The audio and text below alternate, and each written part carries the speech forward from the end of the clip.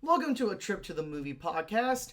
My name is Tripp, and I am joined by one of my co-hosts, Mr. Cameron. Mr. Cameron, introduce yourself. Yes, I am Cameron. I am a huge fan of film. I've listened to the podcast before. I've known Tripp for a while. And known each other our entire life. Well, a while. Yeah. I'm studying film at MTSU, and I love it, and I want to direct one day, and I hope that's what I get to do. Heck yeah, man. Come on. And like I said, I usually like to start off every single podcast with a fresh can or bottle of Mountain Dew. Yep.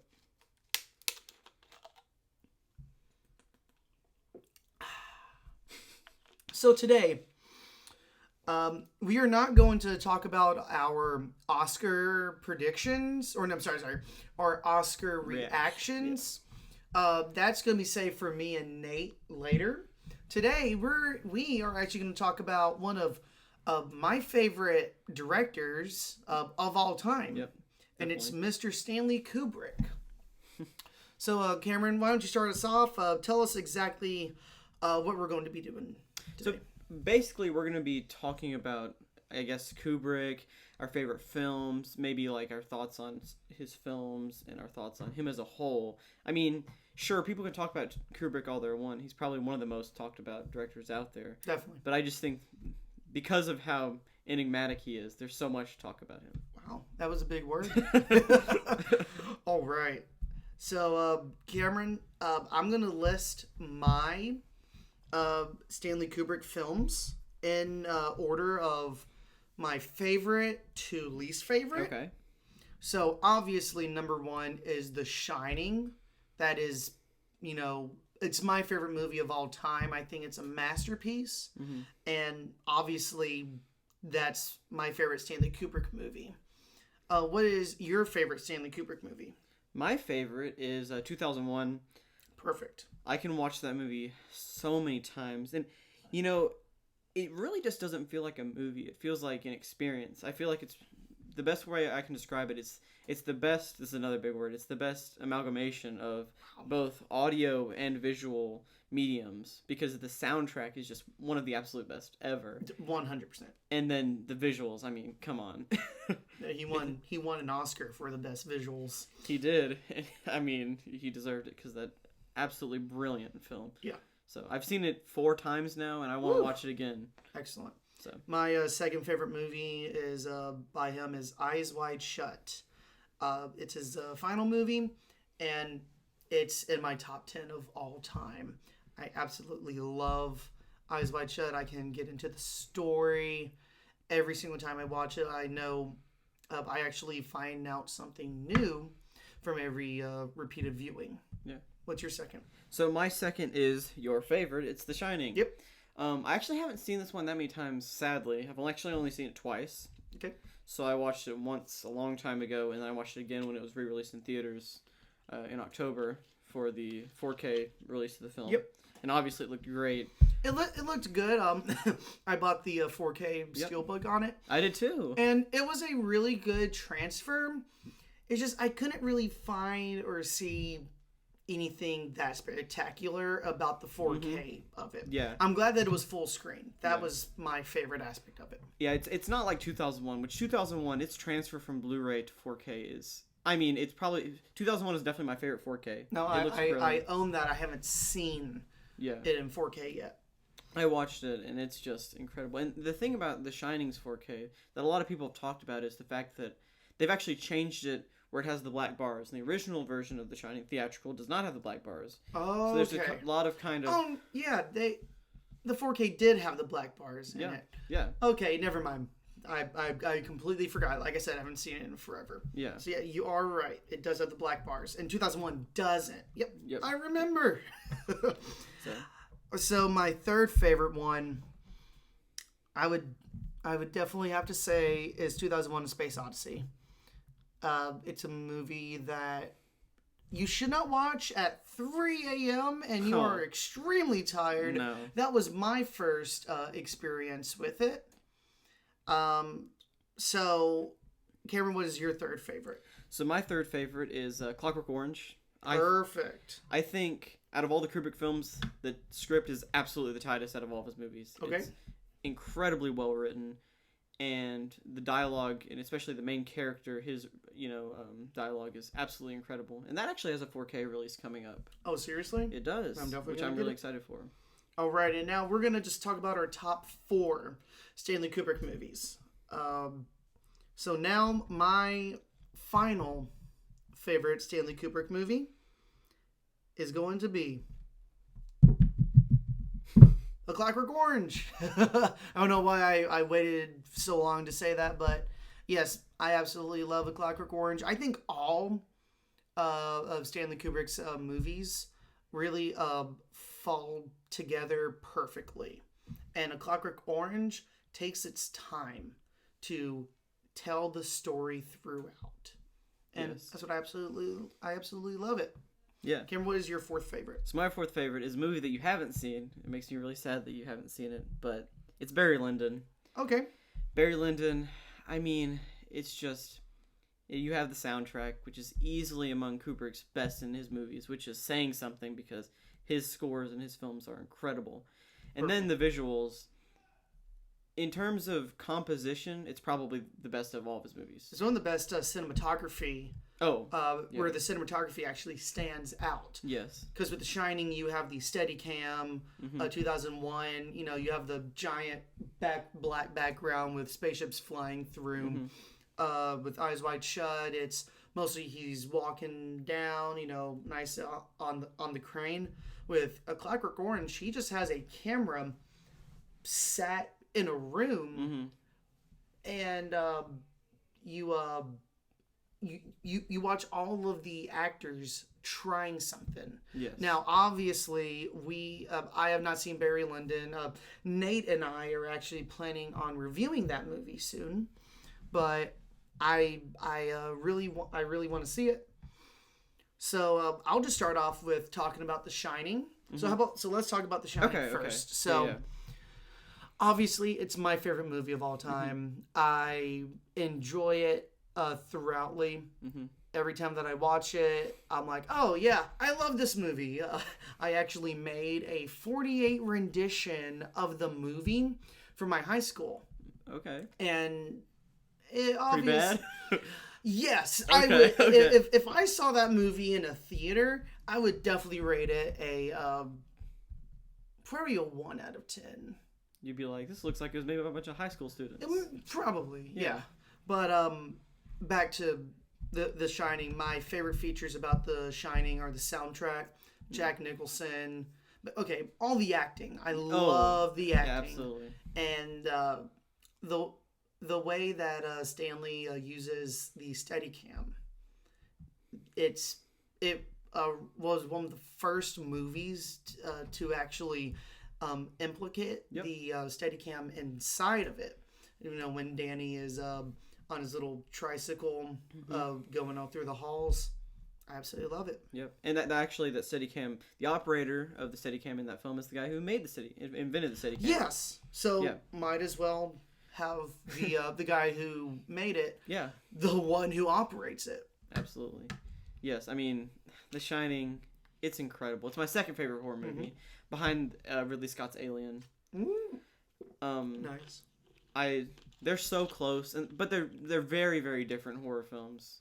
One's kind of really a slasher film in the end when you looked at it, and then The Shining, you just can't really describe it. It's in its own genre of horror films. So what is your favorite scene from The Shining? Wow. I probably have to say when Jack has his head leaned up against the door and he's trying to get Shelley Duvall to open up the door, and that's the famous shot that Stanley Kubrick, you can actually see on the behind the scenes, you can see him inventing that shot. Yep, and he's like in between Jack's legs or something, and he's just holding it above. Using his director's viewfinder, which actually inspired me to get a viewfinder because those things are incredible. It's awesome. Yes. So that's a great scene. I wasn't expecting you to say that scene. My favorite scene is when Jack is confronting Shelley Duvall when she's going up the staircase. I think that's one of the two famous scenes. Yes. Where they shot like 127 times of her just going up the daggum staircase and just swinging the bat, and Jack's like, Wendy, darling, light of my life, I'm not gonna hurt you. You didn't let me finish my sentence. I said, I'm not gonna hurt you. I'm just gonna bash your brains in. And I think that delivery and the way that Stanley Kubrick directed the scene going up the stairs and also down the stairs at the same, I absolutely love that scene. It's frightening. It's one of the best monologues I've ever heard. And my second favorite scene is the room 237 scene. Yeah. When I first saw that that scene, it scared the living heck out of me. I was not expecting it at all, and I can still hear that that very creepy old lady's laugh. It still just frightens me to this day. So what else do you want to talk about The Shining? I will add something on, which is, I mean, just like a lot of Kubrick's films, it wasn't really received well when it first came out. Actually, it was nominated for several Razzies, including Worst Director and Worst Actress, which, I mean, come on.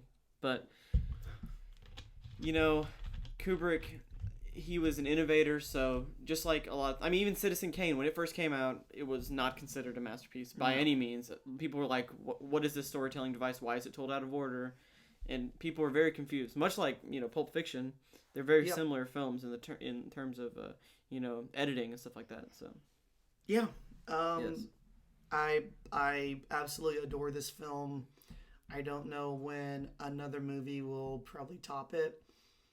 It's between that film and The Dark Knight for me. Yeah. Being the best movie and my favorite movie of all time. Yeah, I think you have two of the very best ever horror performances. Shelley Duvall, incredible. Yep. You know, I've actually always wondered if her performance, or what her performance would have been if Kubrick didn't torment her during the filming of that film. No, you see, that's another thing. He physically, emotionally abused her, manipulated her. Yeah, saying, she's like, oh, maybe I have an idea, and he's like, oh, no, don't do that. Yep. And you know, with that scene where she's going up the stairs, he was just you know, making her be in tears. Yes. Because of how, you know, how many times it was shot. Yeah. And I could tell that obviously she would get tired and just, come on, go again. Woo! And then the scene where she comes in from the outside and pushes open the door, and she couldn't get the door, and Kubrick just kept yelling at her because, you know, the door was stuck. And, you know, the behind the scenes, you know, footage of that is extremely fascinating, especially to see how the contrast of how he treats Jack Nicholson and then how he treats Shelley Duvall. It's really interesting. Yeah. You know, and I mean, the thing about Kubrick, the fact that he treated Shelley Duvall so badly, it's really weird to look at how many great directors were really bad people. Mm-hmm. I mean, other than, you know, people like Roman Polanski, that's completely different. But somebody like Alfred Hitchcock, who treated women horribly. Mm-hmm. Somebody like Akira Kurosawa, who also tormented his actors, shot real arrows at his lead actor. So, I mean, it's something that, you know, is very common. And, you know, directors have egos, so it kind of makes sense that something like that would happen. Yeah, definitely. So, any final thoughts about The Shining? You know, Kubrick admitted, this was him admitting that he faked the moon landing. It's pretty obvious. Have you seen that documentary that they did? I've seen Room 237. I've seen that documentary. Yeah, there you go. That was a terrible documentary. Yes. I would never ever recommend. I only liked like a couple points that they made. It's pretty funny. Oh no, it's definitely funny. It's a movie you can watch and be like, wow, look at these idiots. Yeah, look at these idiots talking on a microphone at 12:30 at night. Yeah. Well, I will ask though, what is your theory about what The Shining is about? Ooh, okay, cool. I'm glad you asked me that. Well, obviously there's the Native American semblance. What I honestly think that it's about, it's how I mean, basically just how the story is told. It's about craziness. You know, how someone can lose their mental state of mind by being isolated from the outside world. And honestly, I feel like that is the perfect example of someone losing their mind. Yeah. That's what I believe. I know there's tons of other theories out there. Yeah. I'll ask you the question. I haven't seen the movie enough times. I'm planning on watching it again soon because I'm probably going to do a double feature of that in 2001 because I can watch 2001. Have a nice 5-hour experience. I know. But the theory that I really like, well, not necessarily like, but the one that sticks to me is the one about the fact that Danny was not only physically abused, but was probably also sexually abused. Because the underwear he's wearing in the scene where the doctor comes, I think it's the doctor comes sees him while he's sitting on his bed. He's wearing teddy bears on his underwear, and then of course you have the famous shot that was actually cut from the U.S. version of the guy dressed as a bear. Yep. So that scene. Yep. Scene. So wow, yeah. I never knew that. Okay. Yeah. So it's how Danny was most physically and sexually abused. Yes. Wow. And the whole Jack spoilers. I mean, come on, the whole Jack spoilers for all of these Stanley Kubrick movies. If you haven't seen any of these movies, so sorry, but we're gonna spoil all the movies. We're not gonna not spoil them. So there we go. But the reveal at the end that Jack's the same person that was there. Okay, go on.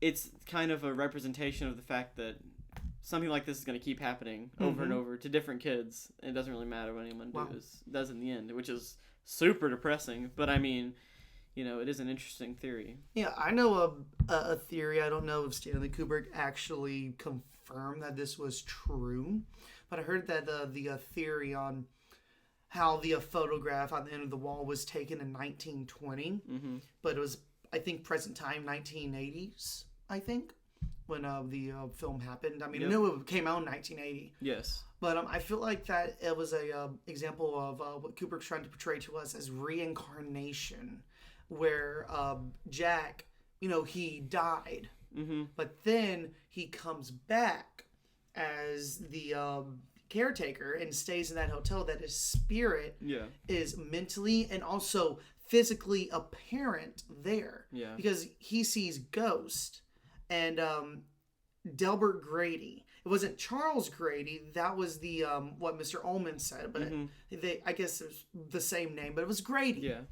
And when they were talking in the bathroom, that famous bathroom scene, he was like, "You are the caretaker. You've always been the caretaker. Yeah. I should know, sir. I have always been here." Like that makes you seriously think. So Grady has been the butler to the hotel for the party room, for the gold room, I think it's called. So he is Jack's friend, and all of the ghosts besides the woman in 237, those ghosts are, friends of Jack because he's the caretaker and Jack takes care of them. Like how whenever he wanted to go get some alcohol, they said, "Oh, your money's no good here." Or you don't have to pay anything because, they all know him. And I feel like, once Jack dies, he comes back as another person, but it's still in the same body. And he goes crazy at the end. Maybe he tries to kill his son, or maybe he tries to kill his wife, or maybe another scenario happens where it'll probably go back in time and have someone else be the caretaker by the same name as Mr. Torrance. Yeah. I mean, in the end, we'll never really know what Kubrick meant. Nope. Which, I mean, that's how it should be. I don't think directors should have to explain their movies. Nope. At all. I mean, that's why Todd Phillips, after Joker came out, trying to explain the movie. I mean, come on. Why would you explain the movie? Don't explain your movie. Let it. I mean, he can explain. Yeah, I know native. I joked about it, but yeah, okay. King of comedy, Taxi Driver. Okay, so Joaquin Phoenix is sad and depressed. He has a mental condition. Mm-hmm. Okay, awesome. There we go.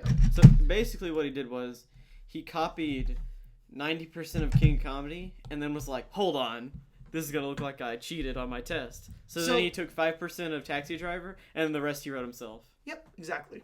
And there you go. Except he didn't add the oh goodness gracious Jodie Foster part of Joker. That would have. Except that would have been interesting. You know, honestly, I think that would have improved Joker instead of doing the. There's an underage prostitute in the movie? No, not that. Okay. No, not that. No. I feel you're like the love interest or the female in the movie Yes. would have been. I feel like they could have written that way better than just, oh yeah, I have a girlfriend who is magically not here with me. Like the one in Taxi Driver, the love interest.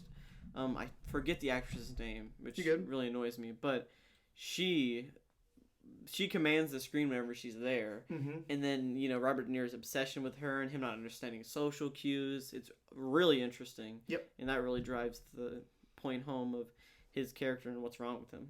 Yeah.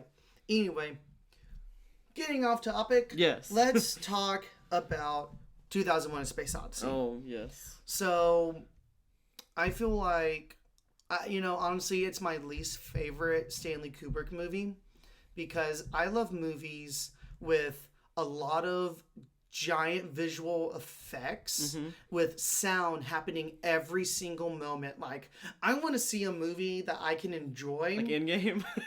Yes, I want to enjoy a movie that I can listen on my AirPods. Ah, yes. I want a movie that can sound good on my AirPods while I'm working out or on a train. And 2001, it has those very boring, quiet moments that that Stanley Kubrick's trying to portray emotion and get you a more realistic kind of feel on how space is. I don't need quiet space. I need space that has. I need that kind. We need some Star Wars space. I need some bunch of lasers going on. I need lasers. You see, and the fact that 2001 Star Wars 2001. I mean, which one's more realistic? Wow, that's arguable actually. I know. Especially the scene in 2001 where the guy goes into space without his helmet and he just like holds his breath. I'm like, I don't think that's how that works. No, I'm obviously joking. 2001 is a masterpiece. The very honestly, I'll be honest with you, my favorite part of the movie is the beginning of the movie, the dawn of man. Yes, basically when I first watched that, I was like, okay, I thought I was watching a space movie. What is this? But then they introduced the monolith with all the apes, and it's showing how, species can be consumed by one object, and that controls and takes over their entire life. Yep. And when those apes, it also produces violence as well.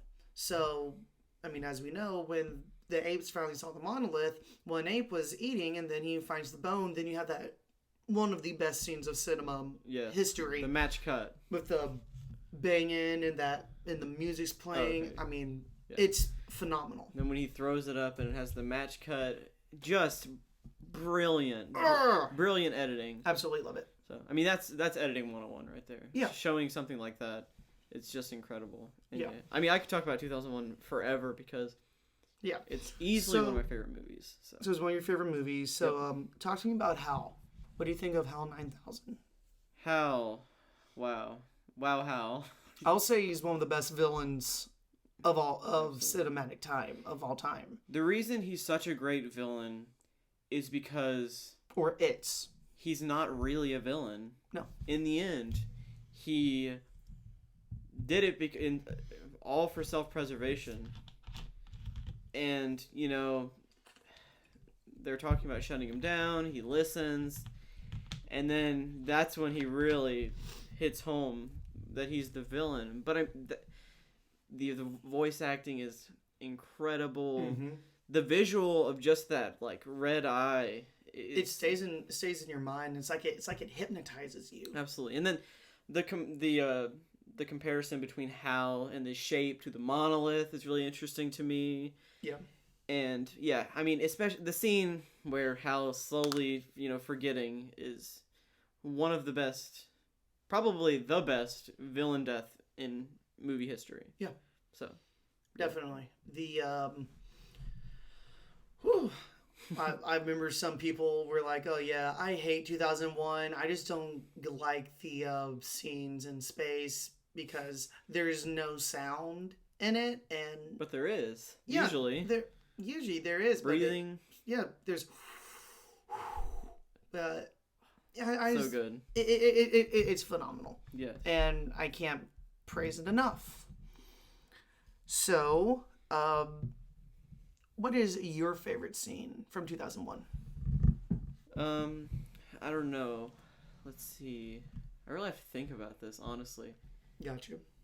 It's probably the scene, and this is a really weird scene to pick, I guess, because it for a lot of people probably wouldn't stick in their mind. But the scene where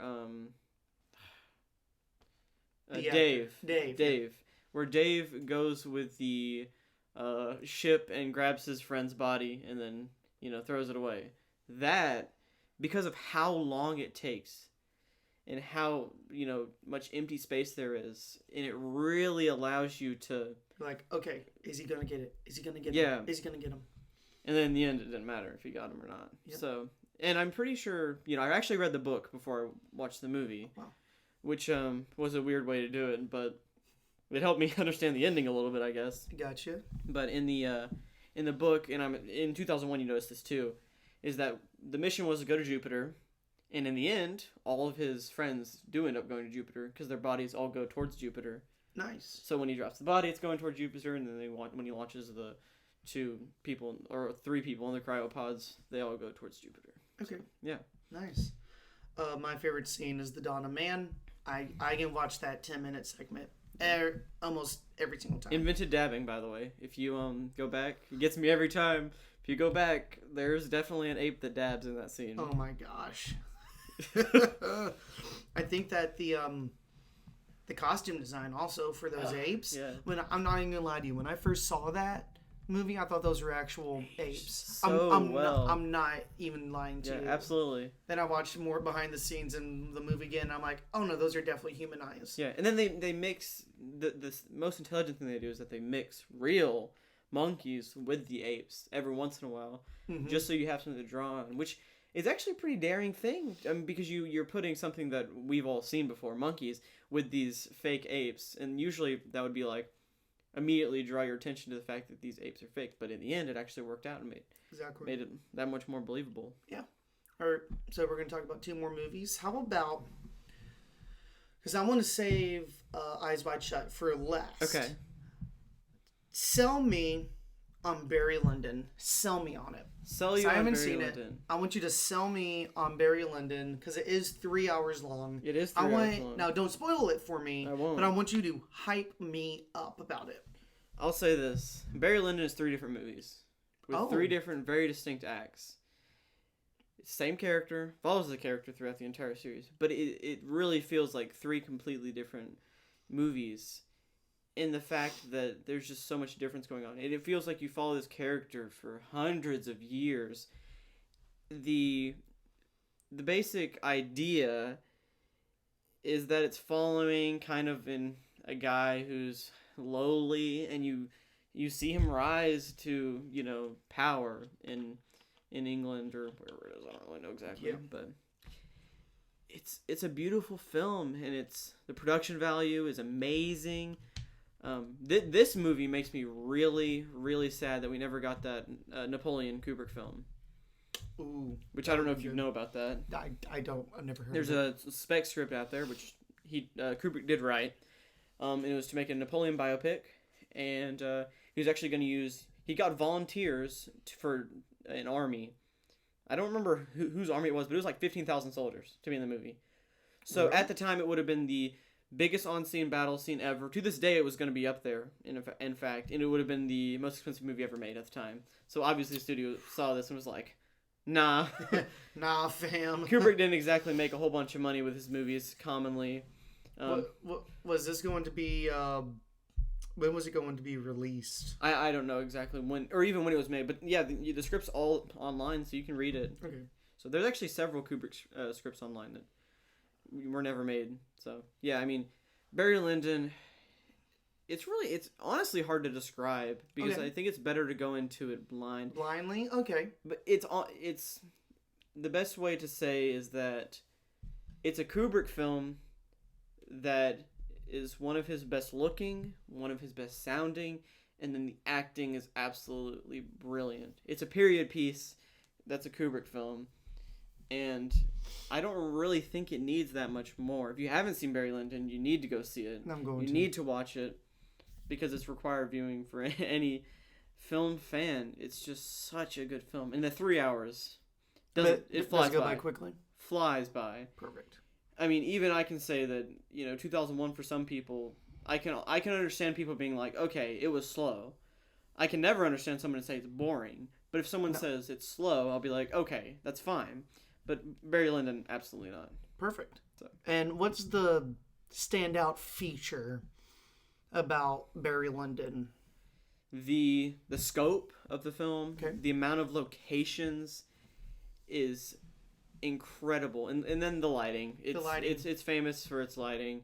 Using natural light, just like the favorite. Yeah. Yep, and then the famous shot where the main character is laying drunk, and then all of his allies are over here next to him, and then you have all the paintings up on top to contrast with them, and that single frame right there is probably the single best frame in all of Kubrick's filmography, because it really could be a painting that was painted in the 15th century.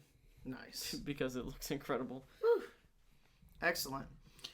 So, you definitely have sold me on it, and I'm going to watch it fairly soon. Right now, I'm going to finish watching movies like Fantasy Island and Sonic and Downhill.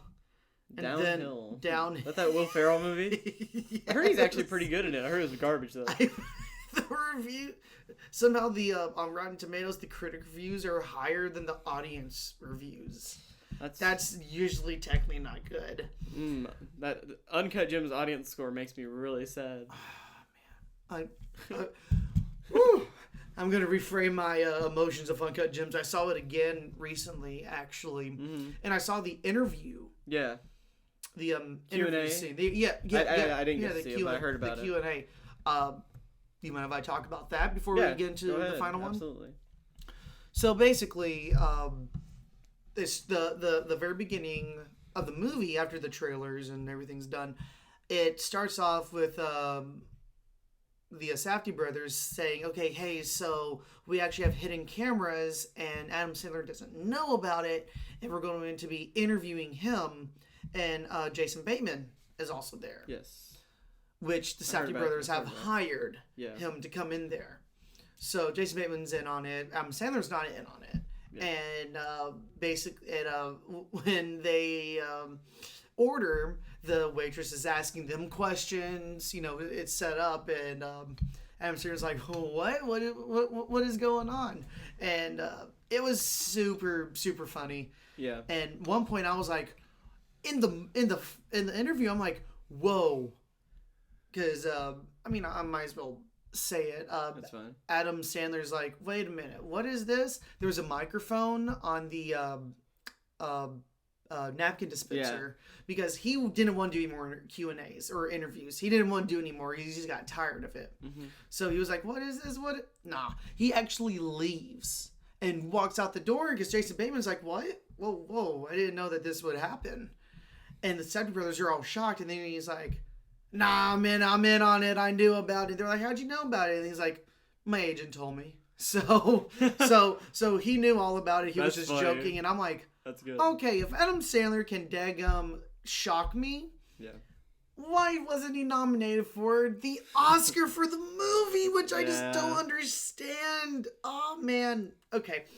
But anyway, it was a very fun, like, extra 30 minutes they added into it. Who else was nominated for Best Actor? Leo? It was Joaquin, Leo, Joaquin, Adam Driver, Antonio Banderas. He was fantastic in Pain and Glory. The Two Popes guy. Oh, man, Two Popes was good, but... it was good. I have not seen it. And Anthony Hopkins Anthony Hopkins in particular plays a really good awkward old man. Okay. But come on, Adam Sandler and Antonio Banderas. That I was really sad that a lot of people didn't really talk about. I haven't seen it. It's in my Netflix queue. Pain and Glory, fantastic movie. You saw it? Yes. Pedro Almodovar. I actually haven't seen any other Pedro Almodovar films, which I definitely think would have helped because it is an autobiographical film. It's really interesting. It's like a lot about sexuality and stuff like that because if the movie portrayed him correctly, then he is a gay man. Okay. And he directed it, and it's so heartfelt. That's perfect. And Antonio Banderas plays. So it's a love story? Not really, kind of. Star-crossed lovers is the best way I can describe the movie. But that's not really the point of the movie. It just really kind of follows him through his whole entire life with a lot of flashback stuff. Perfect. But I'm definitely going to watch it. Yeah. Get back to what we were talking about. Yeah, so our final movie that we're going to talk about, and I have a lot to say about it, is Eyes Wide Shut. So it's Stanley Kubrick's final movie that he made. It stars married Tom Cruise and Nicole Kidman. And they're actually married in real life at the time of the shooting of it. So before she ran away. From the Scientology man. From Mr. Scientology himself. So I give it 5 stars. I give it a 10 out of 10. I absolutely love every single shot, every single second of this movie. Now, obviously, it has a lot of controversial and graphic imagery. The main, most famous scene, is the orgy scene. Yep. Through the mansion. Cate Blanchett is actually in that scene, by the way. Cate Blanchett? She is. What? But only her voice. She voices the female that leads Tom Cruise into the orgy scene. What? Yep, because she was just nominated or had got a lot of critical acclaim for something, and Kubrick said she had a really sultry voice, and so he got her to do it. Wow. Okay. Fun little fact. Thanks for the fact. I didn't know about that. But like I said, every time I watch this movie, I can always find out something new about it. Yeah. It's such a sad story about a couple, who loves each other, but it's just that their marriage is just slowly declining. And, they're taking care of their daughter. They have major trust issues. Oh, yeah. Like, as soon as Nicole Kidman reveals that she would have, had sex with that... military. Military sea captain, I think. Something like that. Yeah.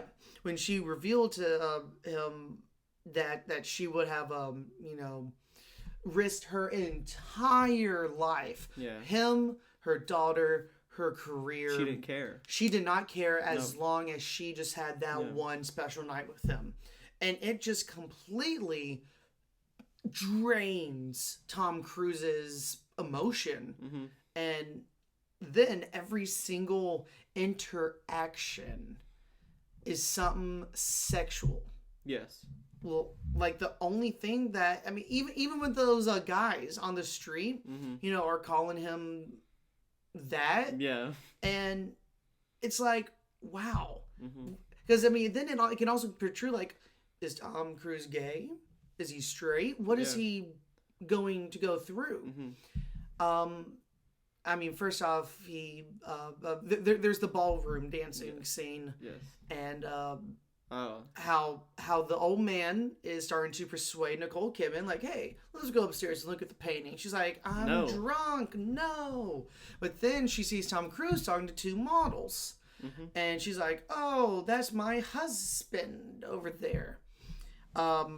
Anyway, I'll let you talk about it. I love the movie. No, that's so okay. you go talk about it. Okay, I will. I don't have a lot to say about the movie. Surprisingly, I've only seen it the one time. It was actually only like maybe a month ago, less than that, something like that. Because I finally finished watching all of Kubrick's films, and I like to do that. I like to go through and find a bunch of directors and go through the movies. Next, I have David Fincher, and I'm almost done with him too. I just watched Girl with the Dragon Tattoo.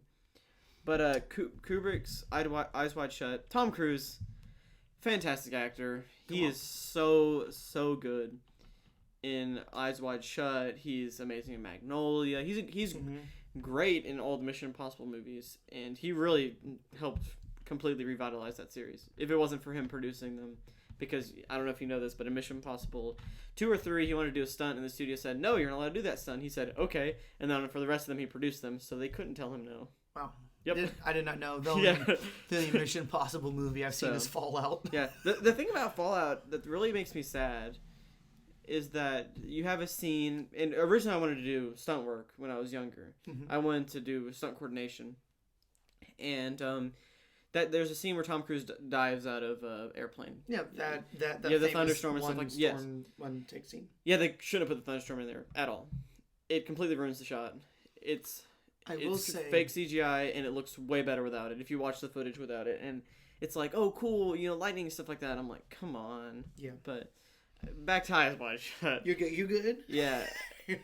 Tom Cruise plays a really uncomfortable and awkward character. To me, the best part of the movie is the first 30 minutes. I think the ballroom scene and the editing, the dialogue, it's so good at establishing those 3 characters. 3 characters. So Tom Cruise, Nicole Kidman, and then the guy that Tom Cruise, I don't remember his name. The main head house guy. The guy that they have the big monologue conversation near the end of the film. Yep. Yes, it's so well written and directed, and I think it's fantastic. I'll let you go. So you said you love the first 30 minutes of the movie. That's my favorite part of the movie. Which I can agree with you. Yeah. I love all of it. But if I would say my favorite part of the movie, the one that I look forward to every single time, is the scene where Tom Cruise and Nicole Kidman are high. Oh, that's a great scene. And she is just, and he's like, yeah, I want to cheat on you because I want to cheat on you with those girls because I'm in love with you. And she's like, oh, he said, I understand. Well, that's understandable that man would want to, have that with you because you're a very beautiful woman. And then she starts attacking him, and then he starts rebelling back. I mean, it's so beautiful. And then it has my top 5 favorite monologues of all time is when she's telling Tom Cruise about that night. Yep. And just the fear on his face completely shows how good of an actor he is. And also, I'll even say it, Nicole Kidman's my favorite actress in that movie. She's my favorite actor. She's my favorite. I like her more than Tom Cruise. Oh, she's definitely the best part of the movie in terms of acting ability. Yes, I think by a lot. She delivers, and Absolutely. She has 2 monologues. The first one when they're high, and then the second one when he finally came back from the night. She's like, I had the dream, and I have a question for you. Yeah. How did the missing mask, how did that appear on their bed at the end of the movie? I wanted to ask you that. Let's see. I assumed it was always my feeling that the cultists or one of the cult leaders put it there as almost an invitation for him to come back if he ever is interested. Ooh, okay. But only if he came with his wife. Okay. Yep. Nice. That's what I always thought. Cool. So what I honestly think about the movie is, did they set up that entire cult? They set up that entire heavy hidden scene just to scare Tom Cruise. Is that what? Because oh goodness gracious, I am forgetting his name. The main bad guy, I guess. Victor, Victor. Sorry, Victor. Yep. He said, "Oh yeah, it was just a elaborate prank. It was fake, just to scare the living heck out of you." Around the pool table, I think. Right around the pool table, and I just want to know was that entire scene, the cult scene, was that the same? Was it the same like the party that they went to at the very beginning? Mm-hmm. Could that have been happening at that party? We don't know. Yeah. Anyway, I absolutely love the scene. I absolutely love everything about it. Yeah. I don't think there's anything weak about it at all. Yep. And it's a movie that I can honestly watch over and over again in my top 10 movies of all time. I completely agree. And I have something that will make you really happy. Not. I had a teacher one time, actually a couple months ago. I love talking about film with him. And Kubrick was also one of his favorite directors, but he hated Eyes Wide Shut because he thought it was a creepy old man's porn film. That's what he described it as, which made me really sad because it felt kind of dismissive. Especially, I hadn't seen it at the time, but once I had watched it, I was like, but there's so much more to it than that. No, there's definitely more. You could really take that out, and you could still be a very, meaty movie there. No, of course. You can obviously take that entire, like, a minute out of the movie. Yeah. Minute and a half. And it would still have the same impact as it would. I will say, I mean, that it showing all of that activity going on is excessive. Mm-hmm. I'll be straight up. It is excessive. But I still feel like not showing that if you didn't show that, you wouldn't have as much of a emotional impact. Yep. It would have felt really restrictive not to show that. When it's leading all up, but before it's leading up to that, the lady whose father died kisses him. He hires a prostitute. And then after that, it's like, okay, so we kiss him, goes to a prostitute, and then finally he sees all of that happening. Yep. And the fact that his wife is telling him, hey, I would have totally done this with this guy. And he's seeing that happen. It was kind of just like a big middle finger to his face. Yeah. It's just the temptation is super strong. I think that the two main themes of the movie is lust and temptation. Mm-hmm. That's my analysis on the movie. Yeah. So, Cameron, any more final thoughts? Would you like to talk a little bit about the movies that we left out? Yeah, I would love to do like a rapid fire thing really quick. Okay. Yeah, so let's talk about Dr. Strangelove. Dr. Strangelove, incredibly well written, really funny. Peter Sellers is amazing. Definitely. Gentlemen, you can't fight in here. This is the war room. Yeah, it's one of the best war satire films. Definitely. Up there with The Great Dictator and stuff like that. So yeah, I absolutely love it. Like I said, Peter Sellers playing the three different people. Yes. Yeah. Playing three different people. Yep. Absolutely loved him. Full Metal Jacket, I'll say I love the first 45 minutes of it. Exactly how I feel. The second half of the movie, I mean, it's still great, but every time that comes on, I just turn it off and go to another movie because it's just another typical war movie. Yeah. And Vincent D'Onofrio, who's in Daredevil, plays Kingpin. Yes. He is brilliant in Full Metal Jacket, and it really hinges on that. Just that first, third of the movie is, in terms of performances, it's great. Yeah, Lolita. I bet if this movie came out today, it would be super controversial. They actually didn't have the remake came out not long ago in the 90s. So you are right about that. As long as you look at the subject material, because the book is written in the perspective of a pedophile, but it's never supposed to be sympathetic. You're supposed to be like, wow, this guy's disgusting. Mm-hmm. Well, maybe you sympathize with him because he doesn't want to be this way. Sure, but that's never the intention of it. And yeah, there's a remake in the 90s. So I got you. I know about the remake. Have not seen it. Haven't either. But Peter Sellers is in Lolita, and he's also great. Great in that. And then finally, A Clockwork Orange. Yeah. I don't think we got into that. I think that Malcolm McDowell, you know, one of the, I think that is his role. You cannot have Yep. any other actor play Alexander except for him. Absolutely not. No one. I love the improvisation of Singing in the Rain. Makes that every time I hear that song, I'm like, oh, that song's ruined for me now Absolutely. because of Clockwork Orange. Production design for that film. Phenomenal. Oh my goodness. I can think of the jail, the streets, the milk bar, bar. Yes, that's the most memorable part of it. All of that, and also, his room, and yeah. it is, and the Singing in the Rain scene. yeah, super controversial. Love that movie.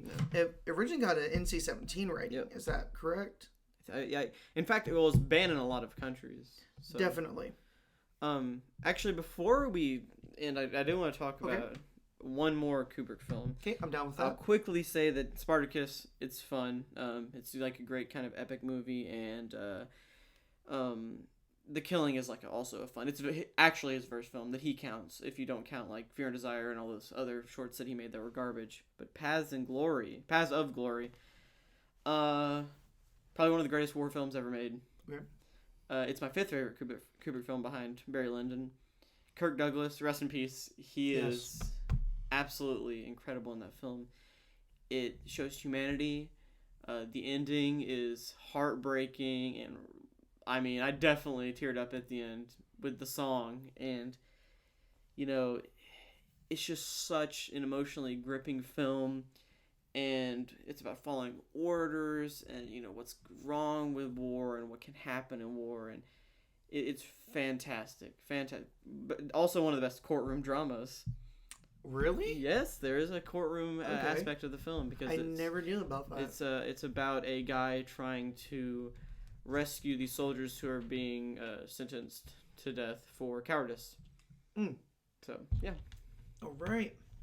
Well, you definitely have sold that to me, Cameron. Obviously, we won't be able to. You won't be on the podcast, you know, in person. No. We'll try to put you, you know, just as a voice. Yeah. Audio. I'll try to put that in sometime. Mm-hmm.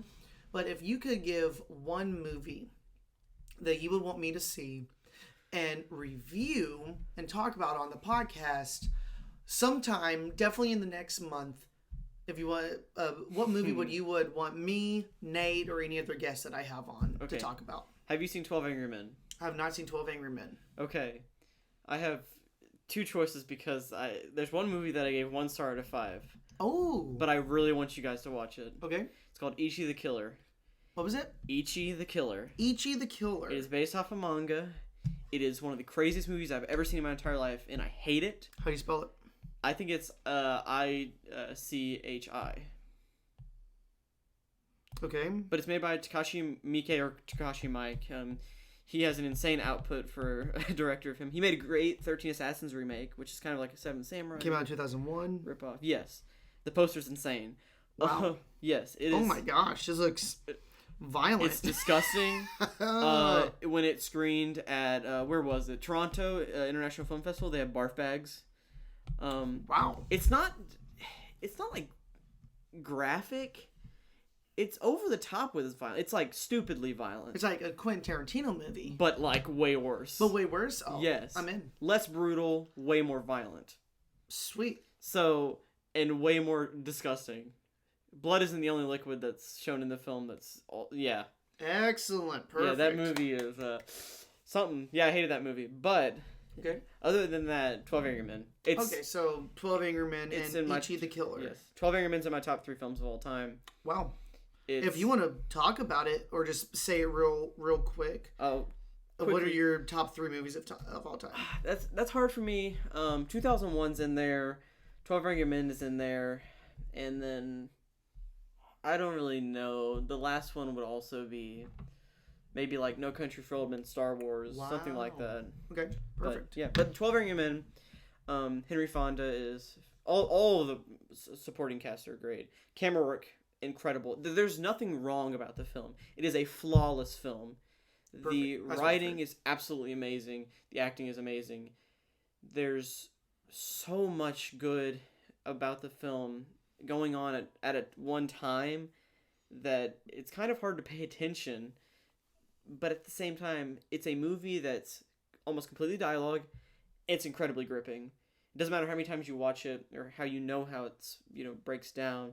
I don't know if do you know the plot of 12 Angry Men? It's a courtroom drama. It is a That's all I courtroom know. drama directed by Sidney Lumet, who is a fantastic director, and it is about one guy who votes not guilty, and of course, Yeah. you have to, I knew that. Yeah. yes, and it's a murder case, and he basically is trying to convince everybody else why he thinks that this guy is innocent. Okay. And that's the film, and it's incredible. Perfect. Well, definitely look forward to those reviews coming sometime later this year. I'll definitely get around to watch that. The next podcast that Nate and I will be talking about, we're going to be doing our Oscar reactions. Mm-hmm. Hopefully that'll be fun. Definitely, if you're just listening to this, check out the YouTube video. I'm going to be putting our visual reactions to it. So I would love to thank my friend Cameron on here. Cameron, do you have any final words to say? Nothing much. Just that I love film. I hope you guys watch as much stuff as possible. And now with Parasite getting as much recognition as it is, my main thing to everybody who's watching this is watch more South Korean cinema. Watch Park Chan-wook. Watch Chang Dong-lee. Watch Kim Ji-woon. All of those directors are great jumping off point, of course. Perfect. With Bong Joon-ho. So yeah, Definitely. thank you for having me. Is there a letterbox that you have that you would want people to follow you on? I do have a letterbox. I believe it is Cameron9855. I could be wrong. That's an awesome name. Cameron9855. Cameron955. Right. That awesome. is my name. So yeah. Perfect. All right. Well, thank you everybody for listening. I would love to thank my friend Cameron to be being on here. Thank you for being on here. Yeah, thank you for having me. It was really fun. Of course. Definitely check out more videos. Follow us on Letterboxd, Instagram, and YouTube. Subscribe and like the video. And we will see you in the next video. Goodbye. Bye.